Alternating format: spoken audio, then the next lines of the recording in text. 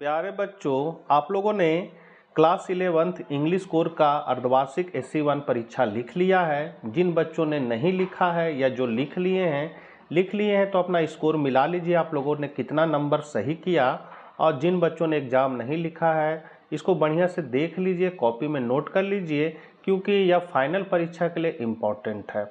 तो देर न करते हुए आपसे रिक्वेस्ट है कि चैनल पर पहली बार है तो ज़रूर सब्सक्राइब कर ले और ज़रूरतमंदों को यह वीडियो ज़रूर शेयर कर दे। सबसे पहला आपका पैसेज आया था, और पैसेज में क्या था कि पैसेज को पढ़कर आपको इसी से आंसर देना है। तो पैसेज कहना चाह रहा है कि दोपहर बाद किसान अपनी गाड़ी से बाजार से घर के लिए रवाना हुआ। उस सुबह वह लॉर के साथ उठा था और बाजार में बेचने के लिए अपने बगीचे से फूल काट रहा था। वह भाग्यशाली था क्योंकि आखिरकार उसने उन सभी को बेच दिया था। अब उसकी टोकरी खाली थी, लेकिन उसका पर्स भरा हुआ था और उसके दिल में खुशी थी। उन्होंने अपनी कमाई का एक हिस्सा एक बत्तख पर खर्च किया था जो उसकी गाड़ी के पीछे थी। लेकिन अब अंधेरा बढ़ता जा रहा था, रास्ता कठिन था और उसे बहुत दूर जाना था। उसका कुत्ता उसके सामने रास्ते पर दौड़ता था।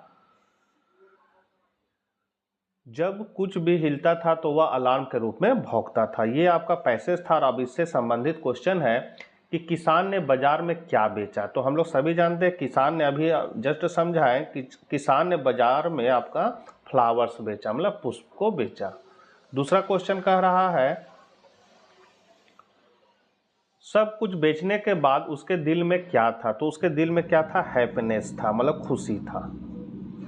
तीसरा क्वेश्चन है किसान ने अपना धन कैसे खर्च किया। तो किसान ने अपना धन कैसे खर्च किया? तो एक बत्तख को खरीदा था वो, बजट ए डक। चौथा नंबर है किसान के साथ रास्ते में कौन दौड़ रहा था। तो अभी कहानी जस्ट सुने हैं, किसान के रास्ते में क्या दौड़ रहा था? उसका कुत्ता दौड़ रहा था, हिज डॉग। पांचवा नंबर है किसान ने बाजार से घर की शुरुआत कब की। तो वो कब की? तो उसको निकलते कितना हो गया था? शाम हो गया था। तो इन द इवनिंग हो जाएगा आपका, बी ऑप्शन करेक्ट है।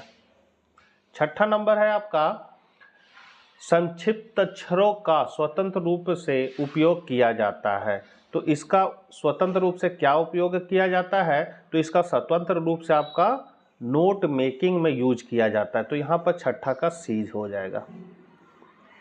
सातवां नंबर है नोट बनाने में नोट्स नहीं लिखे जाते हैं। क्या नहीं लिखे जाते हैं? तो यहाँ हो जाएगा आपका बी ऑप्शन, मुहावरे नहीं लिखे जाते हैं। आठवां नंबर है दिए गए अव्यवस्थित शब्दों में व्याकरणिक रूप में सही वाक्य चुनना, मतलब इसको सजा के लिखना है। ये आपका दिया हुआ, इसको सजा के पहले क्या होगा उसके बाद क्या होगा।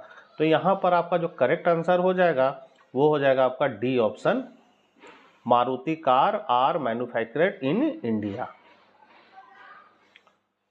नौवां नंबर है, नौवां नंबर भी सेम इसी तरह है, आपको सजा कर लिखना है। तो यहाँ पर आपको सजा कर लिखना है, तो इसका करेक्ट आंसर जो हो जाएगा वो हो जाएगा AR Rahman was awarded the Oscar.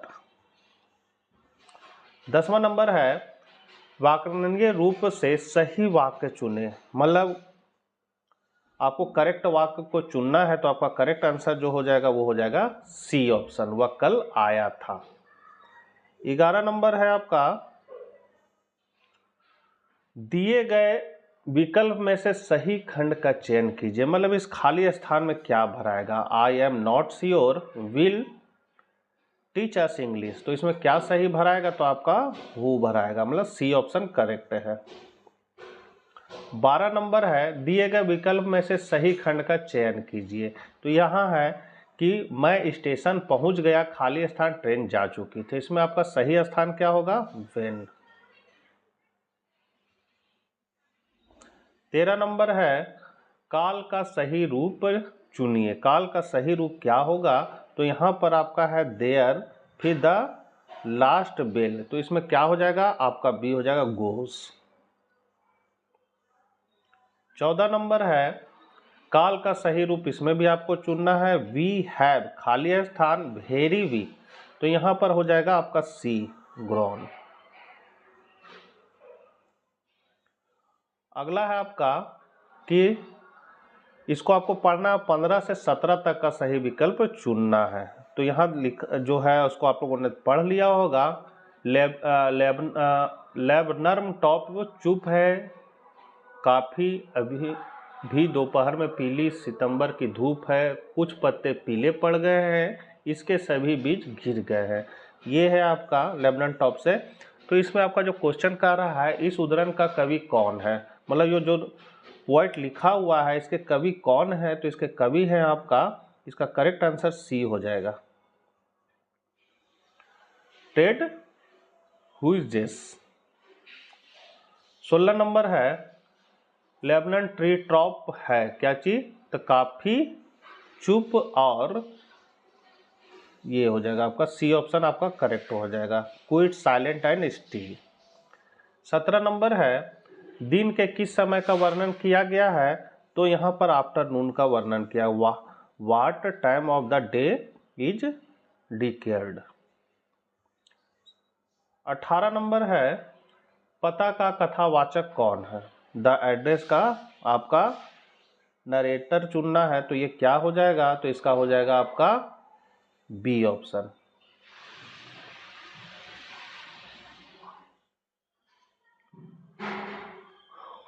दादी को बहुत खाली स्थान के रूप में धोखा दिया गया है क्या, तो यहाँ हो जाएगा धार्मिक, 19 का ए हो जाएगा बच्चों। 20 का आपका हो जाएगा, हार्वर्ड कार्टर कौन था, तो एक था ब्रिटिश पुरातत्वविद था। 21 नंबर है, कविता में कार्डबोर्ड शब्द का क्या अर्थ है, तो इसका अर्थ है आपका एक पिक्चर से। 22 नंबर है, आराम द्वारा घोड़े की चोरी के पीछे क्या उद्देश्य था, तो क्या था इसका उद्देश्य, तो इसका उद्देश्य था फॉर ए राइडिंग, उसकी सवारी करने का उद्देश्य था। 23 नंबर है, टूट के मकबरे की खोज कब हुई थी, तो इन 1922 एडी। 24 नंबर है, दो चालक दल कौन थे, तो दो चालक दल थे, बी ऑप्शन आपका करेक्ट होगा, लैरी विजिल और हर्ब सिगलर। 25 नंबर है, कविता में बारिश की आवाज का अर्थ है या अनरेकड, द वॉइस द रेन, तो इसका हो जाएगा आपका सही, इसका आंसर हो जाएगा डी। 26 नंबर है, दादी ने दोपहर में क्या किया, तो क्या किया था, तो गोरैये लोग को दाना दिया था, फीड द स्पैरोस। 27 नंबर है, गरोघलानियन परिवार किस लिए प्रसिद्ध है, तो ये आपका प्रसिद्ध है ईमानदारी के लिए, ऑनेस्टी के लिए प्रसिद्ध है। 28 नंबर है आपका, बेटी और डॉली कौन थे, तो वे कौन थे, तो वे थे आपका कजन ऑफ पोएट्स मदर, मतलब माँ की कवि की माँ की चचेरे भाई बहन जो है। 29 नंबर है, गंगाधर पंत ने अपनी यात्रा कहाँ से शुरू की थी, तो वो शुरू किए थे पुणे से, सी ऑप्शन आपका करेक्ट हो जाएगा। 30 नंबर है, खाली स्थान एक शक्तिशाली मिस्र के राजवंश का अंतिम उत्तराधिकारी था, तो यहाँ हो जाएगा किंग टुट, बी ऑप्शन आपका करेक्ट है।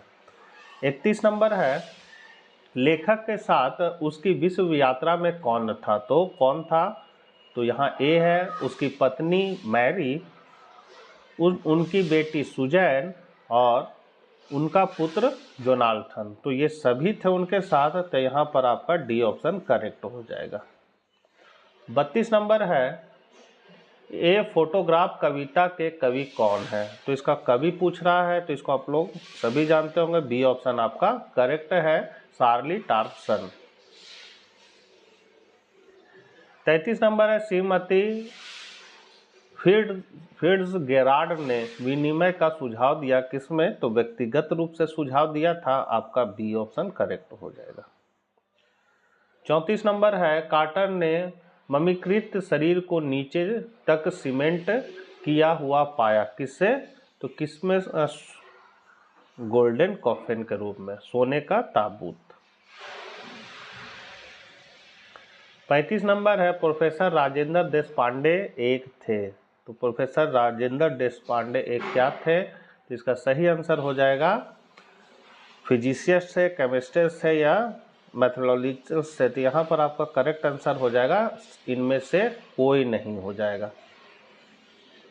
36 है, दादी कथावाच के साथ स्कूल गई क्योंकि, यहाँ आपका सी आंसर करेक्ट हो जाएगा, क्योंकि स्कूल मंदिर से जुड़ा हुआ था। 37 नंबर है, श्रीमती पियर्सन के पति का नाम। तो इसके पति का नाम था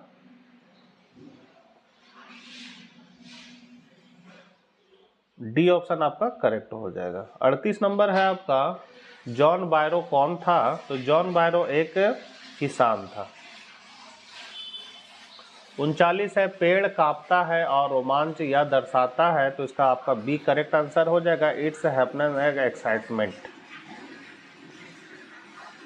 और लास्ट क्वेश्चन है बच्चों आपका, कथाकार गॉर्डन कुक ऑस्ट्रेलिया के लिए कब रवाना हुए? तो ये रवाना हुए थे जुलाई 1976 को। तो आप लोगों ने कितना सही किया कमेंट बॉक्स में जरूर बताइएगा। मिलते हैं नेक्स्ट वीडियो के साथ। जय हिंद, जय भारत।